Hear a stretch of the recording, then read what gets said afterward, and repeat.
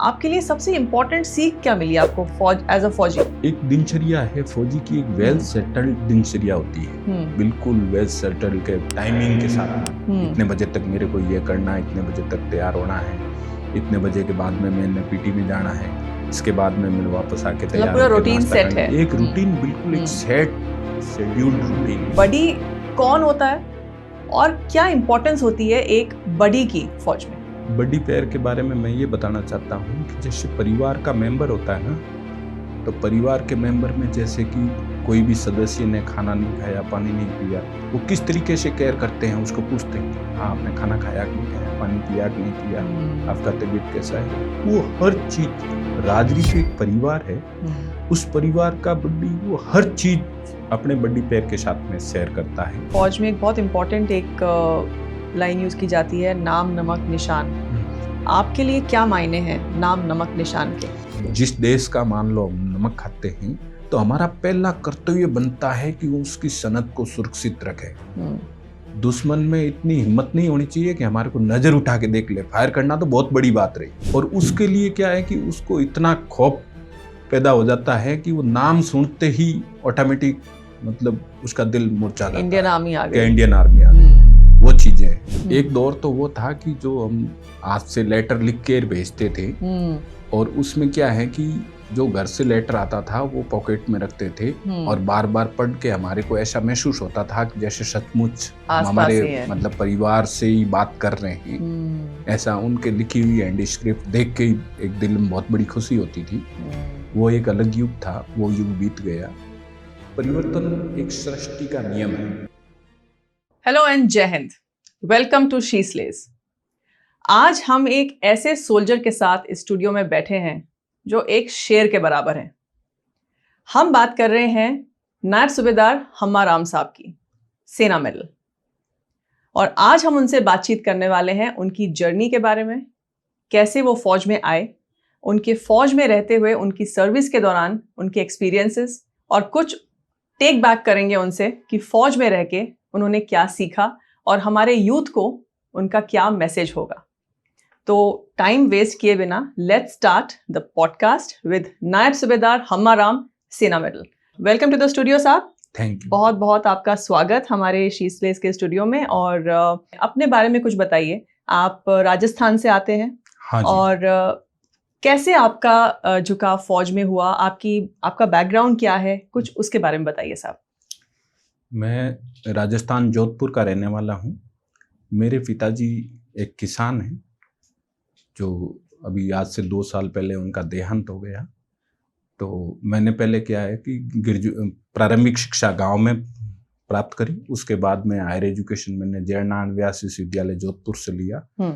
Graduation pass करने के बाद में मैंने लॉ में एडमिशन लिया, और लॉ करते करते मैंने मतलब एकदम देश सेवा करने का जज्बा ठान लिया और मैंने तुरंत ही फौज ज्वाइन कर ली।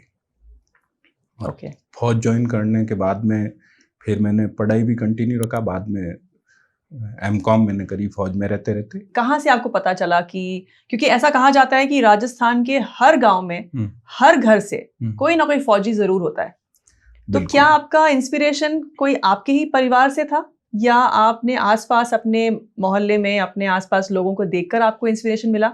तो आपको वो जज्बा कहाँ से आया कि मुझे फौज ज्वाइन करनी है?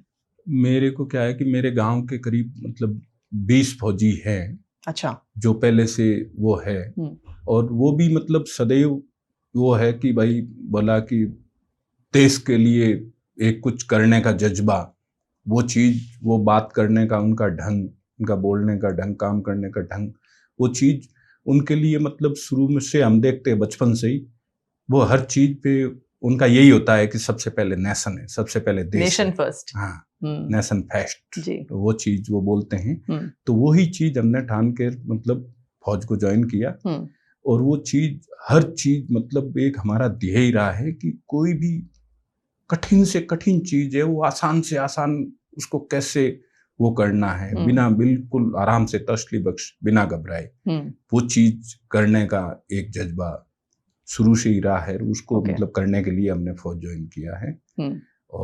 और दिल्ली में हमारी ट्रेनिंग हुई। तो ट्रेनिंग में क्या है कि बस वही है, हार्ड वर्क है, तो हम पहले से ही हार्ड वर्क ही रहे हैं, क्योंकि गांव में मतलब बहुत मेहनत वाला काम ही करते थे, तो हमारे लिए इतना कोई कठिन कुछ था नहीं। फिर भी हमने मतलब हर चीज मेहनत से ऑन ग्राउंड किया है, आज से किया है। और उसके पहले मतलब क्या है कि हमने कॉलेज लाइफ में एनसीसी भी रखा है। तो अच्छा, आप एनसीसी में थे? एनसीसी भी मेरे किया हुआ है, तो उस चीज का भी बहुत वो रहा कि लगाव, मतलब हम भी एक दिन वो चीज एक फौजी बने, तो उस चीज से भी बहुत हमारे को कुछ करने का प्रभावित हुआ। ओके, बहुत बढ़िया सर, और कुछ करने का मतलब एक जज्बा अलग से मतलब दिल में पैदा हुआ। तो उस चीज को एक लॉ जैसी प्रोफेशनल डिग्री को छोड़ के और देश सेवा के लिए बिल्कुल। और आपको मौका मिला हमारे देश की सबसे ओल्डेस्ट राइफल रेजिमेंट में आपको हिस्सा बनने का मौका मिला, राजरिफ। हम अपने आप को सौभाग्यशाली समझते हैं कि हम राजपूताना राइफल्स में सेवा देने का मौका मिला, जो कि देश की सबसे पुरानी राइफल्स रेजिमेंट है। तो हम अपने आप को एक भाग्यशाली मानते हैं कि एक राजपूताना राइफल्स का हिस्सा है, और उसके बाद में हमारे को देश सेवा करने का मौका मिला है, क्योंकि सेवा करने का मौका हर किसी को प्राप्त नहीं होता है। बिल्कुल सही बात आपने बोली है, बहुत बहुत बड़ी बात बोली आपने साहब। और एक तो आपने बोला कि हर किसी को देश की सेवा करने का मौका नहीं मिलता, और जब कोई फौजी बन जाता है उसके बाद ऑपरेशन में जाने का मौका सबको नहीं मिलता। जो फर्स्ट हैंड कॉम्बैट या जो आप जिसके लिए आप तैयारी करते हैं, उसको वहां जाके एक्सपीरियंस करना, ये भी मुझे लगता है बहुत सौभाग्यशाली होते हैं वो फौजी जिनको ऑपरेशन में जाके वो करने का मौका मिलता है जो आपने किया। हम आते हैं आपके ऑपरेशनल उसके बारे में, जो आपने ऑपरेशन किया जिसके लिए आपको सेना मेडल से नवाजा गया। उस समय मैं आरआर में कार्यरत था। उस समय आप आरआर में कार्यरत थे, और मेरा आरआर का सेकंड टर्नओवर था। वो आपका सेकंड टर्नओवर था आरआर में ही? मैं दोनों टर्नओवर वॉलंटियर गया था। उसमें क्या है कि जैसे, अच्छा, आप आरआर में वॉलंटियर करके गए थे? आप वॉलंटियर करके गया दोनों बार ही। बहुत बढ़िया। मैं मेरे अधिकारी से बिल्कुल रिक्वेस्ट किया, उन्होंने पहले मना कर दिया कि कोई दिक्कत नहीं है, हमारे साथ में नौकरी करने में कोई प्रॉब्लम। मैंने कहा कोई प्रॉब्लम नहीं है नौकरी करने में, हम बिल्कुल खुश है। क्योंकि फौज में जो ऑफिसर्स एज ए सिविल में गार्जियन होता है परिवार में, उस टाइप से होता है, क्योंकि सेना एक परिवार है। हम परिवार में जितने रहे हैं उससे ज्यादा हमने सेना में बिताया है, तो वो एक परिवार है।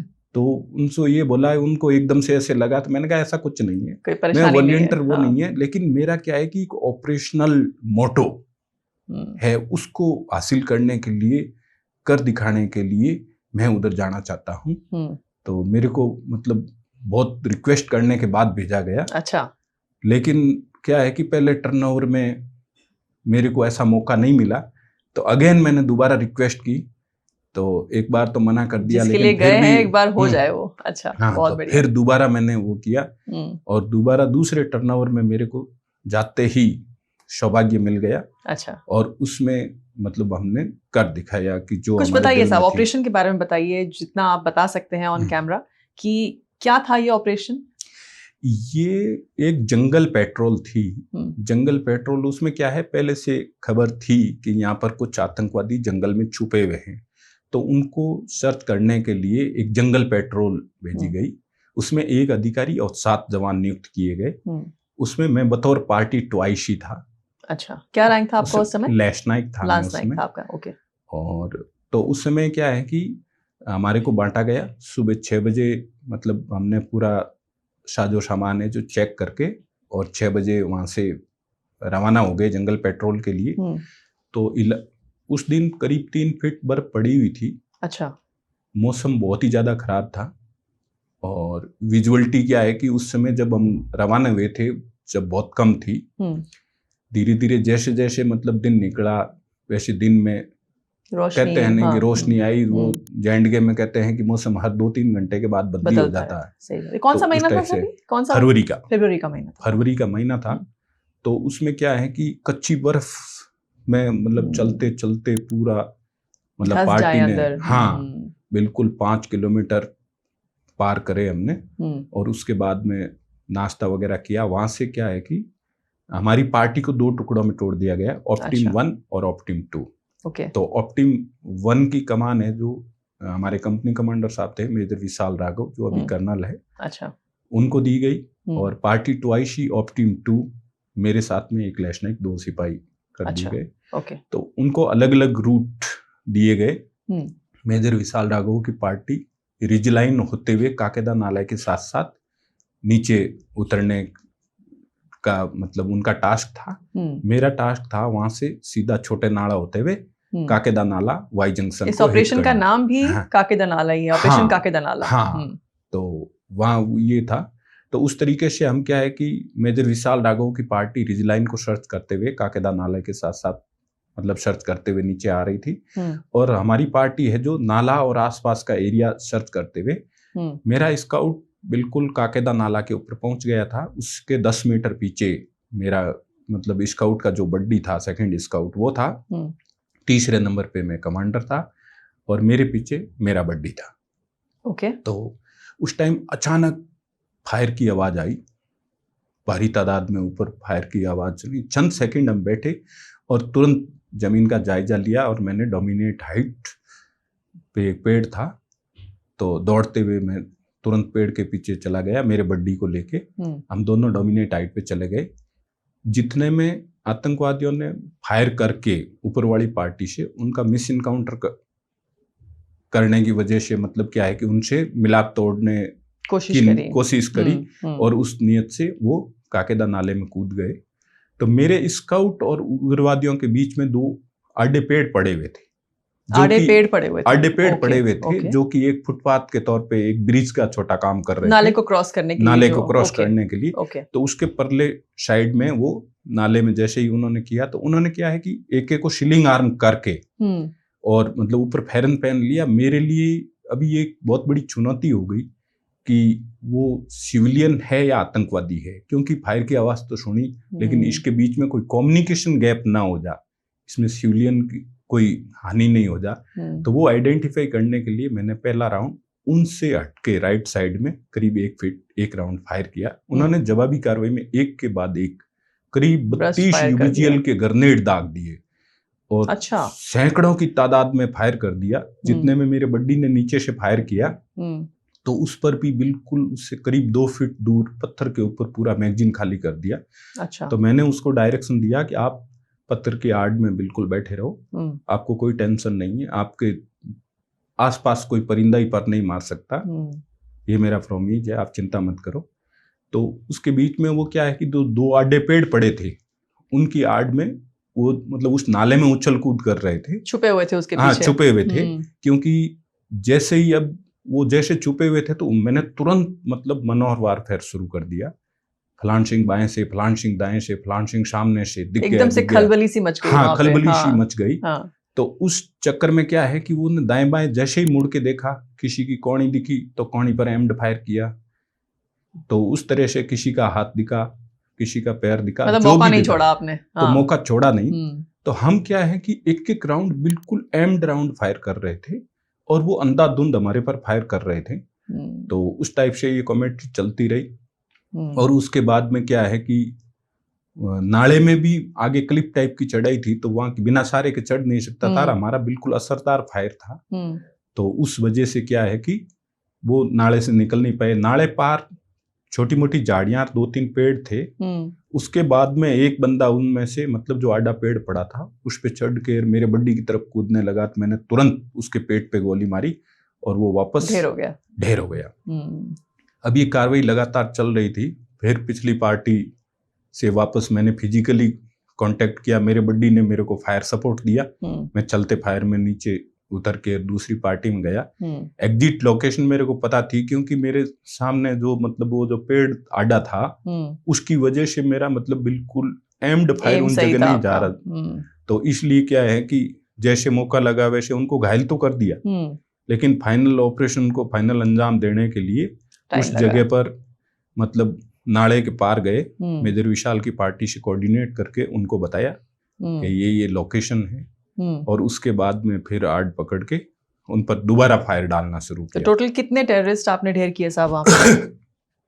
टोटल मतलब 60 टेररिस्ट थे, 7 थे। तो इनिशियली तो मतलब उनको 7 को घायल किया, उसके बाद एक के बाद मतलब एक है जो पूरा एम फायर करके उनको न्यूट्रलाइज किया। तो पहला उसमें कर दिया, दूसरा मेजर विशाल की पार्टी के साथ में हेड शूट लेके उनको मार गिराया। और फिर क्या है कि पार्टी लगातार हमारी फायर कर रही थी, तो उन पे क्या है कि ब्लीडिंग हो के मतलब वो मरते गए। फिर ये कॉमेंट्री चल रही थी, फलान सिंह बाएं से, फलान सिंह दाहिने से, फलान सिंह सामने से। तो जैसे ही वो मुड़ के देखते उनका शरीर का कोई भी पोर्शन दिखा, उस पर बिल्कुल असरदार फायर करके और उनको मार गिराया। बहुत बढ़िया। तो उस तरीके से जितने में मेजर मनोहर सिंह भाटी की पार्टी भी सामने से आ गई। अच्छा। जब तक मतलब करीब 5 टेररिस्ट किल हो चुके थे, फिर उन्होंने भी मतलब घायल मिलिटेंटों को सामने से मार के यहाँ पर ऑपरेशन खत्म हो गया। लेकिन उसमें फिर काफी देर तक हमने इंतजार किया, सामने से फायर नहीं आने पर वो कितना लंबा चला साहब ये ऑपरेशन? कितने घंटों चला? करीब 6 बजे फिनिश हुआ सुबह, मतलब दिन में 2 बजे पहली गोली चली थी और 6 बजे हमने फाइनल फिनिश करके। बहुत बढ़िया, बहुत बढ़िया साहब। अब जरा मुझे ये बताइए, जैसे आप ऐसे ऑपरेशंस में जब आप पार्टिसिपेट करते हैं और आप एक्शन देखते हैं, इतने नजदीक से आप फायर देखते हैं और मिलिटेंट्स को मारते हैं, कभी आप पे वो मारते हैं, तो एक ह्यूमन एक फैक्टर है फियर, डर। तो क्या एज अ ह्यूमन, अगर हम फॉर अ मोमेंट फौजी आपका जो है वो साइड रख के आपको एक एज अ ह्यूमन देखें, तो क्या उस समय कुछ डर लगता है आप लोगों को, या आपके दिल में भी कुछ ऐसे डर का एहसास होता है कि कहीं गोली ना लग जाए या कुछ, या वो दिल में आती ही नहीं है बात? कैसे रहता है साहब? नहीं, हमारे क्या है कि राजरीप में तो डर शब्द डिक्शनरी में ही नहीं है। बहुत बढ़िया। तो वो चीज मतलब कहीं नजदीक ही नहीं आज तक वो। मतलब क्या है कि राजरीप से जो टकराएगा वो खुद ही मतलब चंद सेकंड। राजरीप की बहुत अमेजिंग हिस्ट्री भी रही है साहब। ओल्डेस्ट राइफल रेजिमेंट है, जैसा कि आपने कहा, और कारगिल के दौरान तोलोलिंग पे भी आई थिंक राजरीप ने ही फतेह पाई थी। तो कुछ आपने जो हिस्ट्री के बारे में जो आपने सीखा है एज अ सोल्जर, राजरीप में रहते हुए जितनी आपकी सर्विस हुई है, कुछ राजरीप के बारे में बताइए साहब। आपका एक्सपीरियंस क्या रहा है एज अ राजरीप सोल्जर? राजरीप में हम तो मतलब राजरीप में रहते हुए अपने आप को एक बहुत ही सौभाग्यशाली मानते हैं कि हम राजरीप में एनरोल हुए, राजरीप में सेवाएं दे रहे हैं। इसका बहुत ही गौरवशाली इतिहास रहा है। इसने कोई भी मतलब कठिन से कठिन कार्य है ना, बिल्कुल आसान से आसान तरीके से करके दिखाया है। बड़ी से बड़ी चुनौती को आसान से आसान तरीका, चाहे वो प्लेन से लेके सियाचिन ग्लेशियर तक, हर चुनौती का बिल्कुल आसान तरीके से, एक जिसको बोलते हैं प्रोफेशनलिज्म, वो चीज है। और उसमें क्या है कि पीढ़ी दर पीढ़ी जो हमारे राजरीप के पूर्वज है वो हर चीज अपने तैयार करते हैं। उनका यही ध्येय रहता है कि हर कोई मतलब रिकॉर्ड है वो बनता इसीलिए है कि वो टूटे। और वो क्या है कि एज ए इंस्ट्रक्टर वो ये सोचता है कि मेरे पढ़ाया हुआ स्टूडेंट है वो बहुत बड़ी अचीवमेंट हासिल करे। बिल्कुल। तो वो चीज क्या है कि राजरीप की हिस्ट्री में एक बहुत बड़ा वो है। तो जिससे क्या है कि इतिहास, जो एक इतिहास जिसको बोलते हैं, तो वो बहुत ही तगड़ा इतिहास है। इसने जो ठान ली वो करके दिखाया है। मतलब उसका नाम सुनते ही दुश्मन ऑटोमेटिक मतलब डिमोरल हो जाता है। बहुत बढ़िया साहब। और फौज में एक कॉन्सेप्ट है बडी पेयर का। हाँ। तो जैसे आप बता रहे थे ऑपरेशन के दौरान भी आपके बडी के ऊपर उसने फायर किया और कैसे आपने जवाबी कार्रवाई करी और वगैरह। मुझे आप एज अ सोल्जर ये बताइए साहब, आपके नजरिए से बडी पेयर के बारे में आप क्या बताना चाहेंगे हमारे दर्शकों कि ये बडी कौन होता है और क्या इंपॉर्टेंस होती है एक बडी की फौज में? बडी पेयर के बारे में मैं ये बताना चाहता हूँ कि जैसे परिवार का मेंबर होता है ना, तो परिवार के मेंबर में जैसे कि कोई भी सदस्य ने खाना नहीं खाया, पानी नहीं पिया, वो किस तरीके से केयर करते हैं, उसको पूछते हैं, हाँ आपने खाना खाया कि नहीं खाया, पानी पिया कि नहीं पिया, आपका तबीयत कैसा है। वो हर चीज, राजरीप एक परिवार है, उस परिवार का बड्डी वो हर चीज अपने बड्डी पेयर के साथ में शेयर करता है। हर चीज शेयर करता है वो, बिल्कुल वो अपना एक अभिन्न अंग मानता है। जैसे कि मैं ये मानता हूँ कि अभी जैसे जर्नली जो ह्यूमन है वो अपना शरीर खुद का मानता है, वैसे ही उसका पार्ट एंड पार्सल, एक अभिन्न अंग जिसको बोलते हैं। जैसे कि हिंदुस्तान में एक कहावत है कि भाई को बायां हाथ माना गया है, तो वो सेना में जो बड्डी पैर है वो एक बड्डी का बायां हाथ ही है, ये समझो आप। और ये बड्डी आपका ऑफिसर भी हो सकता है, कोई जवान भी हो सकता है, कोई भी हो सकता कोई है, भी हो सकता है, कोई भी हो सकता है। तो ऑपरेशन के दौरान एक बड्डी पैर का क्या इंपॉर्टेंस रहती है साहब? बॉडी पैर का बहुत ही ज्यादा अहमियत रहती है। देखो ऐसा है कि जब हमारे को आगे बढ़ना होता है तो एनिमी हमारे पर फायर कर रहा होता है, और मैं हीरो उसको मानता हूं कि जो जीवित कुछ कर दिखाए। उसके लिए क्या है कि सामने से ही फायर आ रहा है, तो उस समय यदि यहाँ मेरा बड़ी असरदार फायर यदि एनिमी पर गिरा रहा है, तो असरदार फायर गिराते समय वो एक्यूरेट फायर नहीं कर पाएगा, और उसकी आड़ में मैं फायर की आड़ में बिल्कुल आगे एडवांस करके और उसको चंद सेकंडों में मतलब न्यूट्रलाइज करने की वो चीज वो होगी। और आगे से आगे जैसे ही मैंने वापस आड़ पकड़ ली, मैंने वहां से फायर शुरू कर दिया, तो मेरा बड्डी उसकी मतलब फायर के आड़ में आगे फायर एंड मूव के तरीके से आगे बढ़ जाता है। तो बड्डी पैर बहुत ही इम्पोर्टेंट अंग है। तो फौज में रहते हुए साहब आप बहुत सिखलाई आपको दी गई होगी, लेकिन सबसे खास आपके लिए फौज में रहते हुए क्या सीख आपको मिली है? इतने साल जो आपने सर्विस करी है, आपके लिए सबसे इम्पोर्टेंट सीख क्या मिली आपको फौज एज अ फौजी? एक दिनचर्या है फौजी की, एक वेल सेटल्ड दिनचर्या होती है, बिल्कुल वेल सेटल्ड के टाइमिंग के साथ में। इतने बजे तक मेरे को ये करना है, इतने बजे तक तैयार होना है, इतने बजे के बाद में मैंने पीटी में जाना है, इसके बाद में मैंने वापस आके तैयार होकर रूटीन सेट है। एक रूटीन बिल्कुल एक सेट शेड्यूल्ड रूटीन है, ठीक है। तो उस तरीके से मतलब वो होता है। फिर हमारे साथ में जो भी सीनियर्स होते हैं जिन्होंने जो चीज की है वो एक्सपीरियंस शेयर करते हैं, वो दुनिया में और कहीं नहीं मिल सकता है। नहीं मिल सकता, सही बात है, बिल्कुल। तो उसमें क्या है कि ट्रेनिंग का कोई भी एस्पेक्ट है, हर चीज मतलब शेयर किया जाता है, और उसमें एक हर मतलब इंसान का ऐसा जज्बा होता है जो साथ में कि मैं बहुत अव्वल करके दिखाऊं, उसको सिखाने का वो चीज होती है। कि अब जैसे कि मान लो एक नया लड़का आया है, तो उसको हम इस तरीके से ट्रेंड करते हैं कि जब तक वो सीखता नहीं है ना, तो जब तक हम ये सोचते हैं कि हमारी काबिलियत में कहीं न कहीं कमी है, तो वो उसकी कमी नहीं, उसकी कमी नहीं, वो कमी हमारी समझते हैं। और जब तक वो परफेक्ट नहीं हो जाता है, जब तक हम चैन से नहीं बैठते।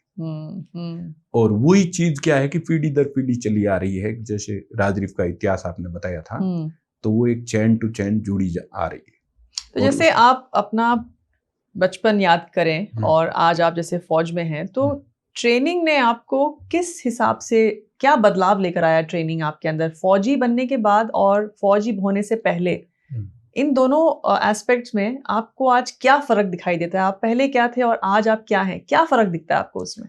उसमें क्या है कि फौज में आने के बाद हर चीज एक टाइम प्लान के बाद हिसाब से, रूटीन, फिजिकल को बहुत ही ज्यादा अहमियत देना, ये चीजें वो चीजें हर रोज मतलब वो तो रिटायरमेंट के बाद भी लेकिन वो क्या है कि वो चीज एक खून में हो गई है कि ये चीज मेरे को इतने बजे उठ के ये चीज करना है, ये चीज करना है। बिल्कुल आलस नाम की कोई चीज नहीं रहती है। अभी सिविल में क्या है कि जो भी एक दिनचर्या होती है वो घड़ी देखता रहता है कि अभी तो टाइम है, अभी तो टाइम है, वो उस टाइप से फौज में नहीं है। फौज में बिल्कुल एक वेल सेटल्ड है, कितने बजे तक मेरे को तैयार होना है तो होना है, इतने बजे पहुंचना है तो पहुंचना ही है, उससे फास्ट हो सकता, लेट नहीं हो सकता। तो वो चीज है, वो एक बहुत बड़ा बदलाव है। बिल्कुल बिल्कुल।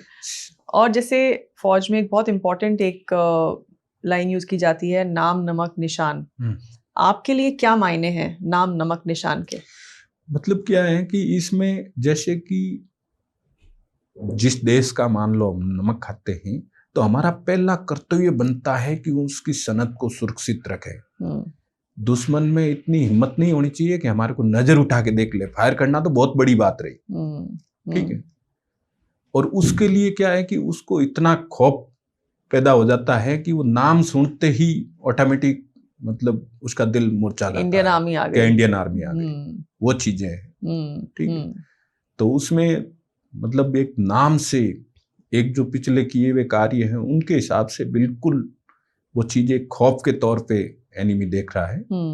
तो वो चीज़ें होती है। तो आप नॉर्मली आपका मेनली कश्मीर में आपका एक्सपीरियंसेस ज़्यादा रहे हैं जो आपने सर्विस करी है, मेनली आप कश्मीर एंड अराउंड आप पोस्टेड रहे हैं। हाँ। तो ऑपरेशनल एरिया में और कोई आपका ऐसा कोई एक्सपीरियंस अगर आप शेयर करना चाहें हमारे साथ, दर्शकों के साथ, कि कोई ऐसा ऑपरेशन रहा हो जहां आपको शायद डायरेक्टली मौका ना मिला हो, लेकिन कुछ ऐसी मेमोरी आपके दिमाग में हो जो आप आज हमसे शेयर करना चाहें? इसमें ऐसा है कि कश्मीर में, जैसे कि मैं बात बताऊं, मेरे हिसाब से आज की जो मिलिटेंसी है उसमें मतलब कोई खुश नसीबी होता है सैनिक जिसके साथ में मुठभेड़ होती है, क्योंकि पूरी सेना है वो मिलिटेंट को ढूंढ रही है लेकिन वो मिल नहीं रहा है। उसके किसी को लिए सौभाग्य मिलता है वो उसको मिलने सौभाग्य का। किसको मिलता है, वो एक वो है। हम्म, बाकी जैसे कि मतलब कहीं भी कुछ भी मुठभेड़ वगैरह होती है तो हमारा यही एक्सपीरियंस है कि हम उसके मतलब रीएनफोर्समेंट के लिए एट ए टाइम तैयार रखते हैं। हम हर किसी को वही एडवाइज करते हैं। एक सिपाही कोई चलते समय हम एडवाइस देते हैं कि हर 10 कदम पे ये सोचना है कि मेरे पर फायर आएगा तो आपका क्या रिएक्शन होगा। अच्छा, ऐसे तैयार किया जाता है फौजी को? बिल्कुल तैयार किया जाता है। हम एक मतलब जो कल भर्ती होके बच्चा आया है यूनिट में, उसको भी हम उस तरीके से तैयार करते हैं कि आप 24 घंटे ये सोचते रहना है, तैयार रहना है। सोते हुए ही ये सोचना है कि आप पर फायर आएगा, आपकी कार्रवाई क्या होगी, आपका क्या रिएक्शन होगा। अपने आप को बचाते हुए दुश्मन को जल्दी से जल्दी कैसे न्यूट्रलाइज करेंगे, उसके लिए क्या है, पहले से वो सोच के रखता है ना, तो उस हिसाब से वो चीज बिल्कुल 99.9% उसका सही रिजल्ट निकलता है, एक्यूरेट रहता है। ये चीज। आपने मिलिटेंसी की बात करी साहब, तो आप कई सालों से आपने कश्मीर में मिलिटेंसी देखी है। हाँ। 2000 के शुरुआत के जो साल थे और आज के जो साल हैं, ये बताइए आपके नजरिए से क्या बदलाव आया है कश्मीर में जब हम 2001 या 2 की बात करें और आज के कश्मीर की बात करें, तो मिलिटेंसी पॉइंट ऑफ व्यू और जो ऑपरेशनल वहाँ पे आपकी जो वहाँ पे ड्यूटीज हैं उसके पॉइंट ऑफ व्यू, क्या फर्क आपने देखा है इतने सालों में साहब कश्मीर में? इसमें सबसे बड़ा फर्क मेरे ने ये देखा है कि जब मैं रिक्रूट होके सबसे फर्स्ट टाइम गया था कश्मीर में, उस समय मिलिटेंसी बहुत ज्यादा थी। मिलिटेंट को ज्यादा ढूंढने की जरूरत नहीं थी, वो स्वतः ही मिल जाता। इतने ज्यादा थे, इतने ज्यादा थी और भारी तादाद में थे। और आज के दिन कश्मीर को देखते हैं तो मिलिटेंट को ढूंढना पड़ता है, और लाख कोशिश ढूंढने के बाद भी कोई सौभाग्यशाली व्यक्ति है कि जिसको वो मिलता है। ये फर्क है। और जो सिविलियन पॉपुलेशन होती है साहब कश्मीर में या कहीं पे भी कह लीजिए, उनका रोल बहुत माना जाता है कि इम्पोर्टेंट रोल होता है कि अगर कोई मिलिटेंट अपने ऑपरेशन या मंसूबों में कामयाब हो रहा है तो जो सिविलियन पॉपुलेशन होती है उनको बहुत इंपॉर्टेंट एक मोहरा समझा जाता है। आपकी समझ से जो सिविलियंस हैं, आप कैसे उनके साथ, आपका क्या रहता है रिएक्शन जब आप किसी सिविलियन को देखते हैं कश्मीर में, और कोई अगर आपको ऐसा सिविलियन मिले जो मदद कर रहा हो? मैं पहले क्या है कि वहाँ के सिविलियन थे वो बहुत ही कम पढ़े लिखे थे, उनको इन चीजों की जानकारी नहीं थी, और वो सिर्फ क्या है कि उनकी दहशत में आके उनकी हेल्प कर दिया करते थे। लेकिन फौज मतलब उनकी क्या है कि एक मददगार बन के साबित हुई है। मतलब उनको हर चीज उनके साथ में मतलब उठना बैठना बोलचाल मतलब फौज के साथ शेयर करना शुरू किया। सही किया है गलत किया है उनको ये माइंडसेट हुआ है, तो उससे बहुत फर्क पड़ा है। क्योंकि जब तक सिविलियन की मदद नहीं होती है बाहर का बंदा कोई भी ऑपरेट कर नहीं सकता। तो उसमें बहुत ज्यादा, क्योंकि अभी हमने देखा 2 दिन पहले दिल्ली में भी अटैक हुआ, ब्लास्ट हुए गाड़ी में, तो कहा जाता है कि अंदर के लोग इसमें इन्वॉल्व थे। तो एज अ सोल्जर आपके दिमाग में, आपके जहन में क्या बात जाती है साहब जब आप कभी कोई ऐसा अटैक होता हुआ देखते हैं? क्योंकि आप लोग सुबह शाम 24 घंटे आप लोग कार्यरत रहते हैं देश की सेवा में और प्रोटेक्ट करने के लिए कि हमारे सारे जितने भी देश के जो लोग हैं सेफ एंड साउंड अपने घरों में बैठे। तो जब कोई ऐसा कुछ होता है सोसाइटी में, कोई अटैक होता है या कुछ, तो आपके जहन में पहला ख्याल क्या जाता है साहब? हमारे जहन में तो यही जाता है कि जैसे जिन्होंने किया है उनके वो हमारे सामने हो तो माइक्रो सेकंड में उनको उड़ा दिया जाए। और वो गुस्सा मतलब वो एक जज्बा हमारे को कि मतलब रहता है कि उनको जीने का कोई हक नहीं है। जैसे कि राजदीप में कहते हैं ना, वीर भोग्या वसुंधरा, मतलब जो इस धरती का सुख भोगने का अधिकार सिर्फ वीरों को ही है। तो इस टाइप के जो नापाक हरकत करने वाले हैं उनको जीने का कोई हक नहीं है। जिस दिन या जिस सेकंड वो दिख गए तो चंद सेकंड में मतलब उनका काम तमाम। बहुत बढ़िया साहब, यही जज्बा शायद आप लोगों को अलग करता है साहब फ्रॉम नॉर्मल पीपल, यही आपका जो जज्बा है। तो साहब आपने मुझे एक बड़ी इंटरेस्टिंग बात बोली थी जब हम ऑफ कैमरा बात कर रहे थे कि आरआर में रहते हुए आपने एक चीज बहुत खूबी से सीखी कि टफ से टफ काम को आसान से आसान कैसे बनाया जाए। और आप सियाचिन में भी पोस्टेड थे 2015 में, आई थिंक आपकी सियाचिन में भी आपकी पोस्टिंग रही। और मैं आपको बता दूं वहां पे एक टाइम पे 3 महीने का ही टेन्योर होता है और आप वहां पे एज अ वॉलंटियर गए। उसके बाद आपने एक्सटेंड करवाया अपना, क्योंकि आपके किसी दोस्त की कोई फैमिली प्रॉब्लम थी तो उसकी जगह आप आए। तो आप टोटल आपने 8 महीने गुजारे एक ऐसी जगह पे जहां ये कहा जाता है कि हड्डियां गल जाती हैं, जहां पे खाना जो है वो पत्थर बन जाता है। बिल्कुल, इतने मुश्किल हालात होते हैं वहां पे। तो साहब आप सियाचिन के बारे में हमें कुछ बताइए कि वहां आपका एक्सपीरियंस क्या रहा सियाचिन में, और क्या आपने वहां पे ऐसी सीख ली लाइफ के लिए जो आज भी आपके साथ है। सियाचिन में सबसे बड़ा यही है, पहले जाते ही वहां से क्या है कि मेडिकल पास आउट होना पड़ता है, जो मेडिकल डॉक्टर फिट कर देता है। उसके बाद में वहां पर ट्रेनिंग होती है। हाँ, और ट्रेनिंग को अच्छे से करना है। कोई भी परिस्थिति होने पर उस परिस्थिति से कैसे निपटना, वो एक चीज बहुत बारीकी से सिखाई जाती है। खुद को कैसे सरवाइव करना है, कैसे प्रिकॉशन लेना है, ये सब चीजें सिखाई जाती है उसमें। और उन चीजों में अपना कोई दिमाग लगाने की जरूरत नहीं। हमारी जो इंडियन आर्मी का बहुत लंबा वहाँ का टर्नओवर है और वो हर चीज मतलब एक लेसन लर्न है। वहां पर जैसे सिखाया जाता है वैसे करना है, सोचना कुछ भी नहीं। आपने कहा कि अपना दिमाग मत लगाओ, जैसा आपको सिखलाई दी गई है उसी एज इट इज उसको आप 100% करते जाओ, कोई दिक्कत नहीं आएगी। कोई दिक्कत नहीं आएगी, ठीक है, कोई दिक्कत नहीं आएगी। तो उस हिसाब से मतलब क्या है कि हमने वही किया। वो पहले अच्छे से सीखना होता है, वो सीखा है। और जर्नली क्या है कि हर चीज सीखने के बाद में ही वो टेस्ट में पास आउट करते हैं। सियाचिन बेस कैंप में जो ट्रेनिंग हो रही होती है, वो सब चीजें सिखाते हैं। हर परिस्थिति से मतलब गुजरने का तरीका वहां सिखाया जाता है। तो कुमार पोस्ट में थे आप, वहां पे आपने मैं सब सेक्टर हनीफ में था। सब सेक्टर हनीफ में था, जहाँ से कारगिल वॉर के टाइम में जो मतलब पोस्ट है जो पाकिस्तान से छीनी गई थी, उस पोस्ट पे सर्वाइव। तो आपका क्या एक्सपीरियंस रहा? आप सियाचिन के बारे में कुछ बताइए कि कैसा आपको वहां पे एक्सपीरियंस करने का मौका मिला, क्या ऐसी कोई सीख आपने वहां से ली, तो उसके बारे में कुछ बताइए। सबसे पहले तो क्या है कि मैं खुद उधर वॉलंटियर गया था। तो ये क्या है कि हिंदुस्तान की नहीं दुनिया की सबसे ऊंची रणभूमि है। करेक्ट, हाईएस्ट बैटलफील्ड है। तो वहां पर जाके देखें क्या है, क्या परिस्थिति है, कैसे सर्वाइव कर रही है अपने को, कैसे सबसे टफ काम को कैसे आसान करके। एग्जाम्पल दीजिए साहब, कोई ऐसा एग्जाम्पल बताइए जो आपने वहां पे पर्सनली एक्सपीरियंस किया। अभी जैसे कि मैं वहां पर गया पोस्ट पे गया तो वहां पर सबके काम बढ़ते हैं कि भाई आपकी ड्यूटी ये है, आपकी ड्यूटी ये है।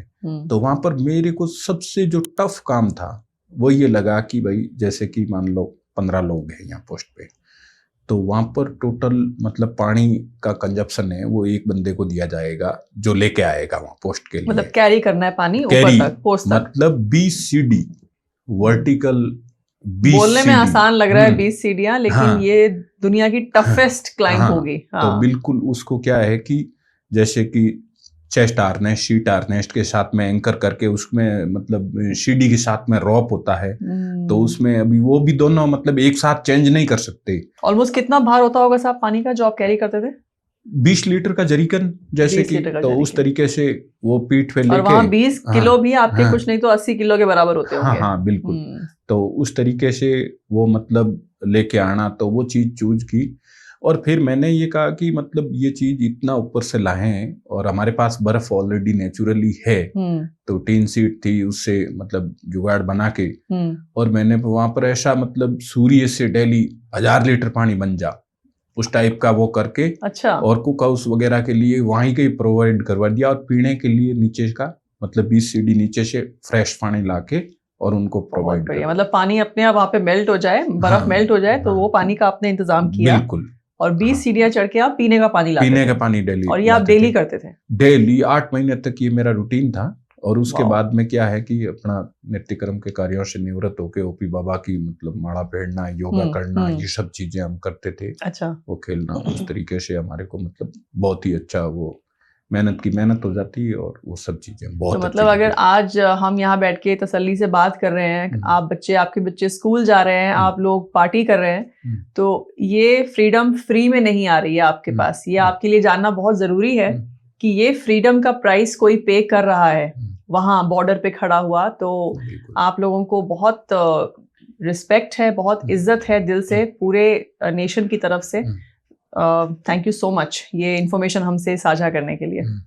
और बाकी उसमें ऐसा है कि जैसे कि मतलब कोई चीज है ना, वो कही हुई सुनी हुई वो चीज जो ग्राउंड पे जाके देखते हैं ना, क्योंकि कोई चीज का एहसास है ना, या तो एक लेखक अपनी कलम से लिख के करवा सकता है, एक पत्रकार मतलब खुद के एक स्टोरी टेलिंग के थ्रू कह सकता है, और या फिर क्या फिजिकली ग्राउंड पे जाके उस चीज का एहसास किया जा सकते हैं। इसके 3 के अलावा चौथा कोई रास्ता नहीं। ये बहुत गहरी बात बोली आपने साहब, बहुत इंटरेस्टिंग बात भी बोली कि जिसने एक्सपीरियंस किया है उससे बड़ा लेखक कोई नहीं है। कोई नहीं है। तो साहब हमें ये बताइए, जैसा कि मैंने कहा ऑफिसर्स, जेसीओज और एनसीओज, एक जेसीओ की क्या इंपॉर्टेंस होती है एक यूनिट सेटअप में?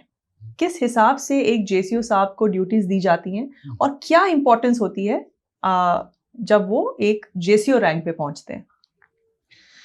सेना के में अंदर क्या है कि जो ऑफिसर होता है वो एक गार्जियन के तौर पे काम करता है, जो परिवार का मुखिया होता है, हेड होता है, फाइनल डिसीजन वो देता है। जेसीओ एक योजक कड़ी है जो कि नीचे वाले जो पीबीओआर है उसकी बात अधिकारी तक पहुंचाता है। वो personal below, officer rank, officer rank, ठीक है। तो उनसे वो क्या है कि उनको वो बात पहुंचाता है। उसमें क्या है कि नीचे वाले को अपने से नीचे जो रैंक है उनको अपने एक्सपीरियंस के मुताबिक काम करने का वो तरीका बताता है। उसकी कोई भी दिक्कत हो किसी भी प्रकार की, तो वो अफसर को तुरंत रिपोर्ट करता है, और उनसे मतलब क्या है कि वो चीज़ के लिए वो करता है, और उनको आगे तुरंत मतलब एज ए गार्जियन, तो एक बहुत इम्पोर्टेंट रोल अदा करता है। बहुत इम्पोर्टेंट रोल अदा करता है वो, क्योंकि उसकी रेस्पॉन्सिबिलिटी क्या है कि कोई भी टास्क मिलता है उसको, तो ऑफिसर जेसीओज को ही बताता है कि ये चीज कराना है, तो वो किस आदमी को बांटना है, उसमें किस में कितनी काबिलियत है, क्योंकि वो हर उसमें बहुत लंबा टाइम उसके गुजारा हुआ होता है, तो हर आदमी की रग रग जानता है कौन सा आदमी क्या कर सकता है, ये टास्क किसको दिया जाए ताकि सेफली आराम से वो हो सके। बिल्कुल साहब, बिल्कुल। और उसके हिसाब से मतलब क्या है कि उसको कोई दिक्कत तो नहीं आएगी ये कार्य करने में, ये सब चीजें। और उसका क्या है कि फीडबैक भी हर थ्रू प्रॉपर चैनल नीचे से ऊपर की तरफ है, जो वो जेसीओज के थ्रू ही पहुंचता है। तो उसका एक बहुत ही अहम रोल है। उसके साथ में क्या है कि उसका एक एक्सपीरियंस का बहुत बड़ा पार्ट होता है। मतलब जेसीओज को सेना के बारे में बहुत लंबा एक्सपीरियंस होता है वो चीज। तो मैं बेसिकली जेसीओ जो है वो एक कड़ी होते हैं ऑफिसर्स और एनसीओज के बीच में। एक मैं आपसे बात पूछना चाहूंगी कि हमारे जो जवान हैं अलग अलग एरियाज में पोस्टेड होते हैं, कई कई साल उनकी पोस्टिंग ऐसे एरियाज में रहती है जहां से शायद छुट्टी भी कई बार नहीं मिल पाती है, क्योंकि वो एरिया उस टाइप का होता है। और ऑल्दो कोशिश यही रहती है कि हर जवान को छुट्टी मिले, लेकिन कई बार बहुत दूभर हो जाता है एक छुट्टी मिलना ऑफिसर जवान के लिए या जेसीओ के लिए, ऑफिसर्स के लिए भी। तो ऐसे में सेपरेशन बहुत होती है आपके परिवार से, आपकी फैमिली से, आपकी वाइफ्स, आपके बच्चे। तो ये सेपरेशन को कैसे आपकी वाइफ एक्सपीरियंस करती हैं? उनका क्या एक्सपीरियंस रहता है? वो आपको मिस करते होंगे, तो आप उस इमोशन को जरा व्यक्त कीजिए एक बार। इसमें ऐसा है कि जैसे कि मान लो हमारे लिए तो फौज एक परिवार है, वो सिविल में रहते रहते ही एक फौजी लाइफ जीते हैं, हर चीज हाथ से करना वो उनके लिए शुरू से ही वो सीख लेते हैं कि जैसे कि मान लो कोई भी हाउस होल्ड चीज करनी है तो वो खुद अपने हाथों से करना, खुद ही करना है, पूरा संभालते हैं, पूरा घर को संभालता पीछे। है, बच्चों को संभालना है, माँ बाप को संभालना है, हर चीज वो खुद करते हैं आज से। तो वो शुरू से जो करते आए तो उनमें इतना फील नहीं होता है, उनको भी आदत पड़ जाती है, उनको ही आदत पड़ जाती है एज ए फौजी। वो मतलब अपनी एक अलग ही जिंदगी जीते हैं जो फौजी जीता है उस टाइप से। हैट्स ऑफ है साहब। तो बाकी ये एक बहुत बड़ा त्याग है, बहुत बड़ा त्याग है, सही, बहुत सही, बहुत बड़ा त्याग है। ना ही सिर्फ वाइफ्स, आपके बच्चे भी आपके, जैसे कई बार ऐसे होता है जैसे कि कई सालों बाद या कई महीनों बाद आप बच्चों को देखते हैं, तब तक बच्चे और थोड़े बड़े हो जाते हैं, तो आप भी काफी ऐसे मोमेंट्स मिस करते होंगे। उन बच्चों की परवरिश के दौरान जो आप नहीं दे पाए टाइम, तो जो थोड़ा टाइम आपको मिलता है, तो उस टाइम में आप कैसे कोशिश करते हैं वो भरपाई करने की, वो जो आपको महीना मिलता है या 10 दिन मिलते हैं? देखो ऐसा है कि मेरा 2 तरह का दौर गुजरा है मेरी फौजी लाइफ में। एक दौर तो वो था कि जो हम हाथ से लेटर लिख के भेजते थे, और उसमें क्या है कि जो घर से लेटर आता था वो पॉकेट में रखते थे, और बार बार पढ़ के हमारे को ऐसा महसूस होता था कि जैसे सचमुच हमारे मतलब परिवार से ही बात कर रहे हैं। ऐसा उनके लिखी हुई हैंड स्क्रिप्ट देख के ही एक दिल में बहुत बड़ी खुशी होती थी। वो एक अलग युग था, वो युग बीत गया। परिवर्तन एक सृष्टि का नियम है जी। मतलब क्या है कि जो आज से 15 साल पहले था वो आज नहीं है, और आज से 15 साल बाद में नहीं होगा बहुत जो अच्छी आज बात है। बोली आपने। तो परिवर्तन सृष्टि का एक नियम है, बिल्कुल, और होना भी चाहिए। तो वो चीजें हैं। आज क्या है कि मतलब फोन से बात वगैरह हो जाती है, वीडियो कॉल हो जाती है, ऑडियो कॉल हो जाती है, तो उस तरीके से। और वो क्या है कि ऑटोमेटिक मतलब वो एक दिनचर्या में ऐसे ढल जाते हैं कि ये चीज हमारे को करना आदत पड़ जाती है। इंक्लूडिंग जैसे कि वाइफ है, बच्चे हैं, वो हर चीज, कोई बैंक का काम है तो खुद अपने एटीएम से पैसे निकालना, मतलब चेक भर के निकालना, इंडिपेंडेंट हो जाते हैं। जैसे कि कोई मेडिकल एड है, खुद जाके डॉक्टर को दिखाना, हाउस होल्ड चीज लेके आना, बाइक वगैरह चलाना, कार वगैरह चलाना, वो सब एक सेल्फ कंटेंट शुरू से ही एक जैसे कोई फौजी की लाइफ होती है उस टाइप से लाइफ वो गांव में ही जीने लग जाते हैं। बहुत बढ़िया। आज का जो यंग जनरेशन है हमारी, जो फौज ज्वाइन करना चाहते हैं लेकिन डाउट में है, या उनको समझ नहीं आ रहा है कि फौज ज्वाइन करें या कोई और ऑप्शन चूज करें, तो ऐसे में आप क्या बोलना चाहेंगे हमारी आज की जनरेशन को? कैसे आप मोटिवेट करना चाहेंगे उनको कि वो फौज ज्वाइन करें? देखो ऐसा है कि यंग होता है ना, यंग की परिभाषा में उसमें जो पूरे जीवन काल में सबसे ज्यादा एक जो उस एज के अंदर बॉडी में ब्लड होता है ना, तो वो ब्लड का उफान की यदि वो ये सोचता है कि हमारे रहते रहते हमारा पड़ोसी मुल्क हमारे पर आंख उठा के देख ले, हमारे जीते जी, ये हो नहीं सकता। यदि कोई कुछ हिमाकत करे वो उसकी तरफ से, तो वो सोचे कि हमारे सामने यदि आंख उठा के देख लिया था हम उसकी आंख फोड़ देंगे, उस जज्बे को रहते हुए। क्योंकि यदि उसमें रियल में खून है तो वो चीज फौज में रह के और उसको करके दिखाने का मौका है, करके दिखाने का मौका है देश के लिए कि यदि आपने ये हिमाकत की तो इसका ये जवाब है, ये प्रिंसिपल है, ये साथ में इंटरेस्ट है उसका। और ये मत सोचिए कि फौज ज्वाइन करना बहुत आसान है, गए और भर्ती हो गई। इस लेवल तक पहुंचना अपने आप में ही एक बहुत बड़ी चुनौती है। एक भर्ती में जाके भर्ती क्लियर करना, कितने ऐसे बच्चे हैं जो भर्ती के लिए आते हैं लेकिन आधे से ज्यादा रिजेक्ट होके चले जाते हैं, लेकिन उनमें से कुछ ऐसे होते हैं जो वापस आते हैं और वापस से भर्ती के लिए कोशिश करते हैं, और साल दर साल कोशिश करते हैं जब तक उनकी उम्र उनको अलाउ करती है। ये जज्बा जो है, ये जज्बा बात कर रहे हैं साहब कि अपने देश के लिए कुछ कर गुजरना, वो सर्विस देना, और ऐसे ऑपरेशंस में जाके कुछ अपना जो गरम खून जो हम बोलते हैं उसका कोई तो फायदा हो ना, तो वो जाके वहां पे करना, इसे बोलते हैं अंदर से निकली हुई आग जो अपने देश के लिए जलती रहनी चाहिए। और इसी के साथ मैं साहब, थैंक यू सो मच, आपने आज हमारे साथ इतनी सारी इंपॉर्टेंट बातें करी, इतनी इंटरेस्टिंग बातें करी। जैसा कि हम पहले डिस्कस कर रहे थे कि एक इंडियन आर्मी का जवान और राजस्थान का ऊंट कभी बूढ़ा नहीं होता, वो जो एक जज्बा है साहब, आपकी बात सुनते सुनते मेरे दिमाग में वो ख्याल एकदम से आया, क्योंकि आप किसकी बात कर रहे थे? भोपाल सिंह साहब की। वो जेसीओ साहब हैं या वो फाइव राजरीफ के हैं ना? के मेरे बेटे की पलटन के हैं। क्या बात है साहब, तो उसके लिए तो मोटिवेशन ऑलरेडी तैयार है। मतलब ऐसे ऐसे सूरमा है हमारे देश में, ऐसे ऐसे सूरमाओं ने जन्म लिया है जो ना ही सिर्फ अपने आप को उन्होंने प्रूव किया है एज अ फौजी, लेकिन आज भी इतनी बड़ी उम्र में आकर भी कंटिन्यूसली मोटिवेशन दिए जा रहे हैं। तो all you youths out there, all the young generation out there, come forward, join the Indian army, Indian air force, Indian navy. अपने देश के लिए कुछ कर गुजरने का यही समय है। Come forward and join the forces. With this, I would like to end this podcast, and I will see you once again with yet another soldier, yet another person who has done something unbelievable. I'll see you again. Goodbye and Jai Hind.